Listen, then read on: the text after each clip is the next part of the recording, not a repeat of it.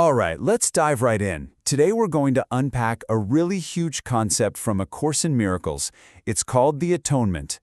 Now, the Course sometimes uses its Spanish name, La Expiación, because it has a totally unique take on it. And believe me, it's probably not what you're thinking. Getting this concept is, well, it's everything. It's the key to this whole radical path to peace. So, let's start with a really mind-bending question. What if the world you see out there isn't really out there at all? What if it's just an illusion? Something you're making up? I know, it sounds wild. But the Course basically says the entire world you experience is just a projection of what's going on in your own mind. Like one lesson says, my thoughts are images that I've made.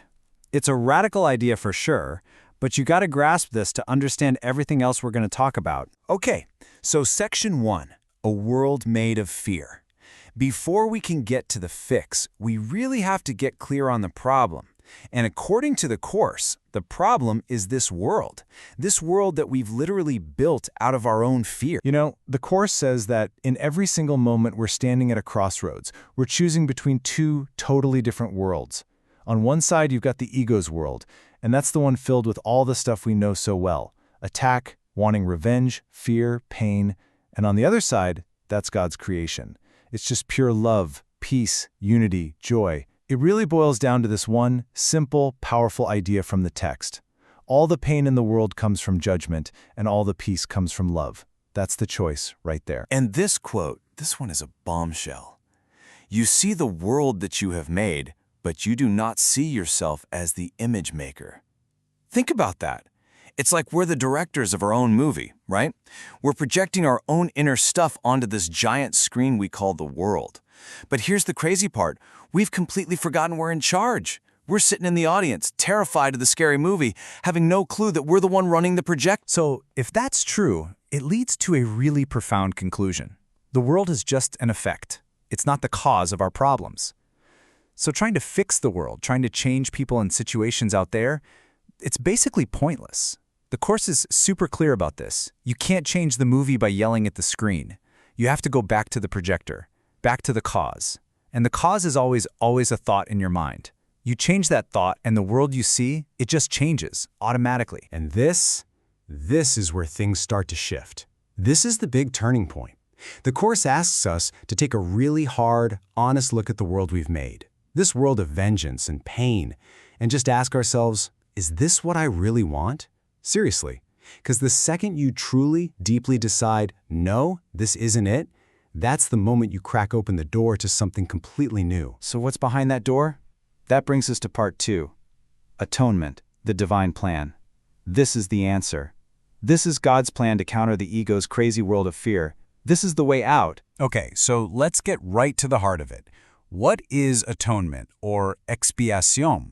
Forget everything you think you know about that word. The Course flips it on its head. It has nothing to do with sacrifice, or paying for sins, or any of that. The real meaning, which is clearer in the Spanish deshacer, is simply to undo. That's it. It's not a payment, it's a correction.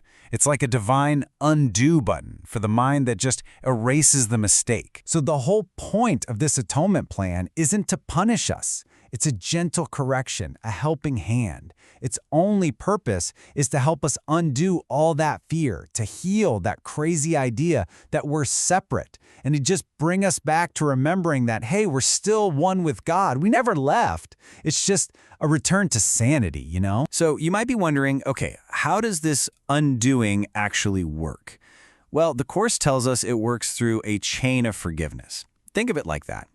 Every single time you practice real forgiveness, you're creating a miracle. You're adding another link to this chain that, bit by bit, completely dismantles that world of fear we built. And that brings us to the tool we get to use, the practical how-to for all of this. Which is forgiveness, the key to healing. This is it. This is the tool the Course gives us to actually accept the atonement. It's called true forgiveness. And I gotta tell you, it is not what most of us think of when we hear that word. All right, so the Course makes a huge distinction here. There are 2 types of forgiveness. First, there's the ego's version. You know this one. It's where you magnanimously pardon someone for something they did wrong. It's like a gift you give to someone unworthy, which secretly just makes you feel superior and keeps the separation going. But then there's true forgiveness. And this is a gift you give to yourself. It's not about letting someone off the hook for a real sin. It's about realizing the sin was just an illusion, an error in perception all along. And by forgiving it, you're the one who gets set free. This is summed up so perfectly in this one line from a lesson. Everything I give to myself. Let that sink in. When I choose to give forgiveness to someone else, I'm actually giving it to me. When I decide to see them as innocent, what I'm really doing is restoring my own mind's innocence. When I let them go for my judgment, guess who's freed? Me. It's always about healing my own perception. So how do we actually do this? It's actually a pretty simple 3-step dance. Step 1, you look at what's upsetting you and you recognize, okay, the problem isn't this person or this situation.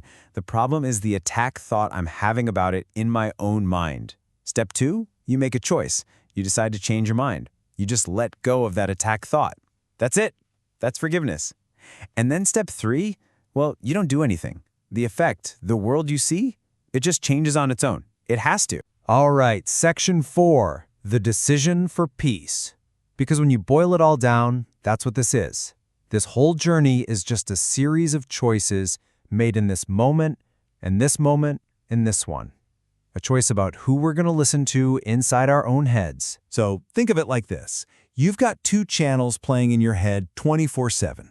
Channel ego is all judgment, fear, conflict, guilt, the programming. But if you switch the channel, you get the Holy Spirit's broadcast. And that's all forgiveness, love, peace, and innocence. Every single thing that happens to you is just another opportunity to pick which channel you want to listen to. That's all. So what's our job in all this? What do we have to do? This quote says it all. I need do nothing except not to interfere. Isn't that a relief? We don't have to strive or struggle or figure anything out.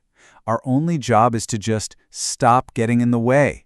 Just step aside, let the ego's chatter go, and allow the healing to happen. Okay, last part. The result, returning to love. So what happens? What's the payoff for doing this, for choosing forgiveness over and over? Well, the Course tells us we just come home. We return to the way we were always meant to be. And what's the first thing you notice? The fear is over now. That's it.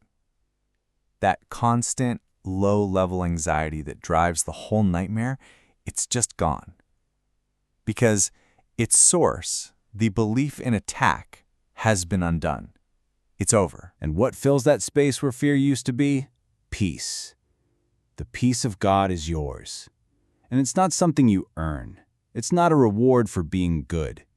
It's your inheritance. It's always been there, waiting for you. All you did was take down the walls you built to keep it out. And then finally, you realize, in God, you are at home.